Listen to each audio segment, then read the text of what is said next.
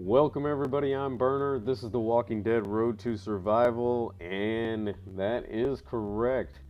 We have another solo level up. So, after the months of outcry and questioning of where are our level ups, Scopely is bound and determined to completely bleed all of your resources dry.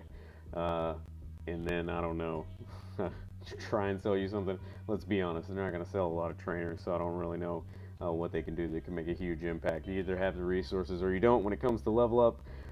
So let's go ahead and take a look here. It looks like we're getting a Umeko at the top, but let's take a peek at all of our prizes.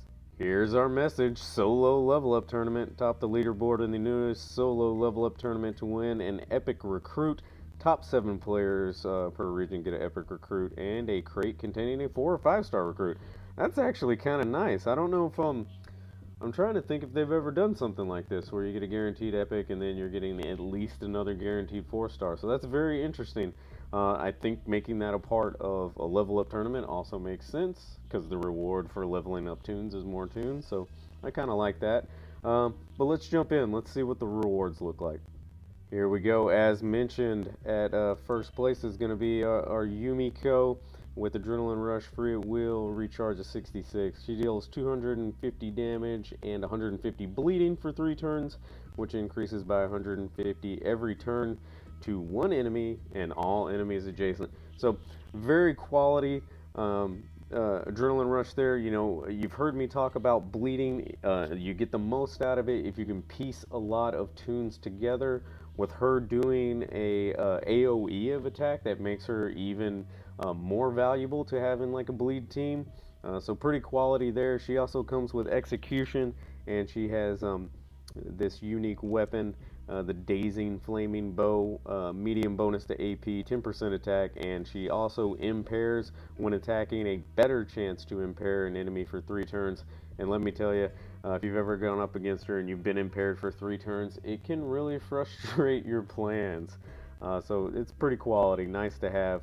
I would try and fit her more into a bleed team than probably move some heavy hitters out of a team for her, but she's very quality, super nice support to have if you're using a range team or a rainbow team. Second place is going to be Command Morgan, who's also pretty quality. Adrenaline Rush, Healing Smash, recharge of 56. He deals 400% damage to 1. Up to 3 teammates regain up to 45 of max HP for 2 turns. So, I do love hurt and heal characters. So not only is he hurt and heal, but you have this heal over time of 45% and command. He just gives you so many options.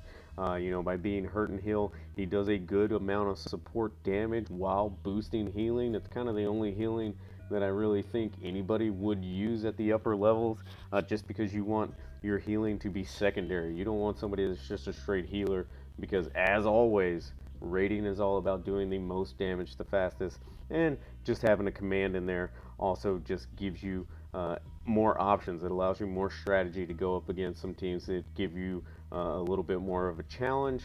Melee commands I feel like they're a little more rare than ranged commands, so he's also quality to have in that sense. Very solid support.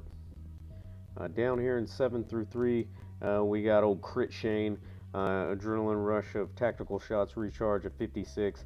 He deals 350% damage to up to 4. All teammates get 40 crit for 3 turns, and then all ranged teammates get 24 crit and a medium bonus to drop chance. I think the value of this Shane has gone up with the recent introduction of Survival Road. And if any of you have encountered, which I'm sure you have if you played the game for any amount of time, a survival road stage that forces you to only use tough characters, you've realized that there aren't a whole lot of crit leaders for tough characters. There aren't a lot of blue leaders that give you crit.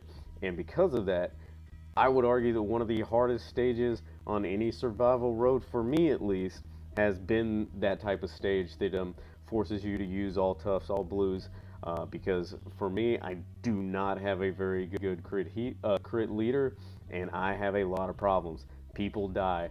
the only examples where I've not finished a survival road have involved this type of stage, where I've basically just gone through every blue I had, and it's frustrating. But survival road is definitely a marathon, so I don't let it get me down too much. I'm like, well, maybe tomorrow, and I usually come back. But I feel like because of those stages, and survival road being this area where we can get some pretty quality bonuses, that the value of this chain has really gone up. And because of that, I'm gonna say Scopely's given us a pretty nice top three here, or I guess top seven, but top three rewards. I think they're all quality. They're not super OP, but they're very solid support characters that I think most of us can find a use for. All except for maybe the people with the most OP and robust rosters are not going to get much out of these guys. I think they're pretty quality. Let's see what we're getting as reward bonuses. Here you see at the top one, you'll either get Beth or Alicia. Very nice. Plus 10 bolts. With Morgan, you'll either get Davy, also pretty quality, or 4-star Chuck. Most of these 4s don't have a lot of use anymore unless you're just now starting. Here in 3 through 7, you can either possibly get Dwayne or Sandy. Sandy's a pretty solid 4, but again, it's a 4 and 8 bolts. Let's see what happens when you get below 7. Yeah, you're just going to get gear. So a really high premium now on getting up in these top 7, because not only do you get an epic, which has always been a plus for getting there, but you will also get another 4-star and possibly another 5-star. We're also seeing elite rare gear here at the top as well, and that'll just sort of descend. It actually goes to 2 pretty quick. I'm surprised it's not 3 here at second place. Let's take a peek at the milestones. There we go. And if you've been worried about finishing up your bolts or your Rick hats, I'm really giving you guys out there that are short on Rick hats right now a pretty squinty Robert De Niro sort of what's going on kind of look, because you guys should be finished with this by now. But if for some reason you're one of those people that needs a Rick hat, hopefully this will clear things up for you. And for everybody else that's just on pace, you should be able to finish out with your Dwight bolts here by finishing these early milestones, which everybody should be completely capable of doing. And then it looks pretty standard from there. Up at the top end, we're getting a Flak, we're getting an Aiden, and we're getting two basic trainer Berts. So nothing too strange there. It looks on par. Let me know what you guys think about the rewards. Go ahead and comment below. Let me know what you think about this new sort of double tune reward for top 7. Let me know if you think it's a good addition. Let me know how you would change it or where you think it falls short. As always, if you guys enjoyed, please like. And if you want to see more, go ahead and subscribe. And I'll see you guys soon.